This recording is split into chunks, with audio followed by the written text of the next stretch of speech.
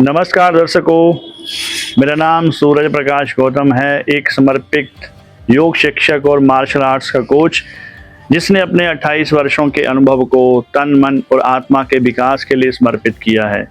मेरे लिए योग और मार्शल आर्ट्स केवल अभ्यास नहीं बल्कि एक साधना है जो जीवन को अनुशासन, शक्ति और शांति के मार्ग पर लेके जाती है। मेरी लगन, अनुशासन और निष्ठा ने मुझे ये सिखाया कि शरीर की शक्ति और मन की स्थिरता जब एक साथ आती है तभी जीवन का सच्चा संतुलन प्राप्त होता है। मैं अपने हर छात्र में वही ऊर्जा, वही आत्मविश्वास, वही जोश जगाने का प्रयास करता हूँ जिससे वे न केवल खेल में बल्कि जीवन में भी विजेता बन सके। और आज हम बात करेंगे कराटे के बारे में, जो सिर्फ एक मार्शल आर्ट नहीं बल्कि एक जीवन शैली है। क्या आप जानते हैं कि कराटे की शुरुआत कहाँ से हुई? क्या ये जापान से आया या चीन से आया? आइए जानते हैं कराटे का इतिहास, इसकी उत्पत्ति और कुछ ऐसे तथ्य जो शायद आपने पहले कभी ना सुने हों। सर्वप्रथम हम जानेंगे कराटे क्या है। कराटे दो शब्दों से मिलके बना है, दो जापानी शब्दों से मिलके बना है। करा मतलब खाली, ते मतलब हाथ।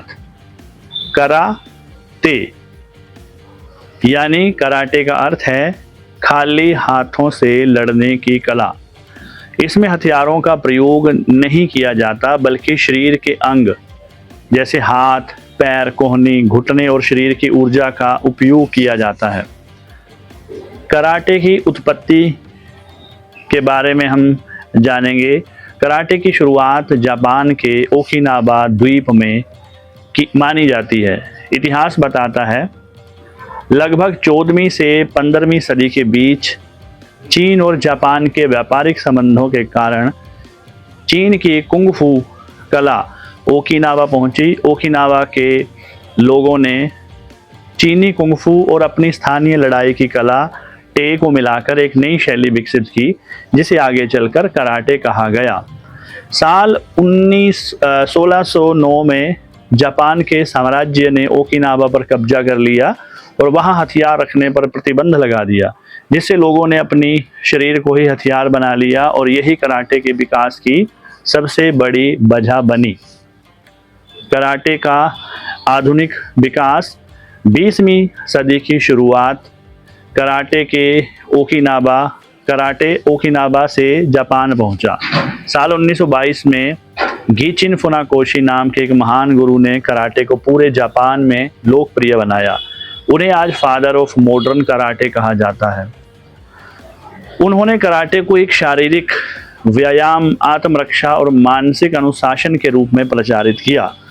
फुनाकोशी ने कराटे को डोजो संस्कृति से जोड़ा और इसे कराटे डू कहा गया, जिसका अर्थ है the way of empty hand यानी खाली हाथों का मार्ग।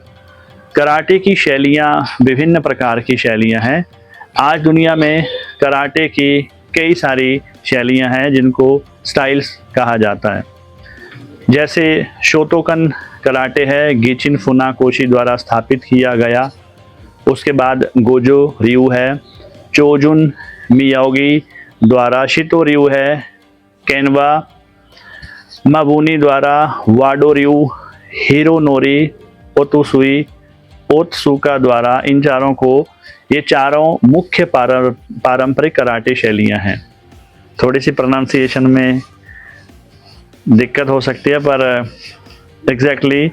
अब विश्व में कराटे का प्रसार द्वितीय विश्व युद्ध के बाद जापान से कराटे धीरे धीरे बाहर आने लगे। 1950 के दशक में ये अमेरिका और यूरोप पहुंचा।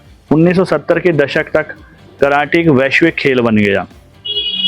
साल 1990 में वर्ल्ड कराटे फेडरेशन, जिसको WKF कहा जाता है, उसकी स्थापना हुई, जो आज कराटे की सबसे बड़ी अंतर्राष्ट्रीय संस्था है। टोक्यो ओलंपिक्स 2020 में पहली बार कराटे को ओलंपिक में शामिल किया गया। ये कराटे के इतिहास का स्वर्णिम पल था।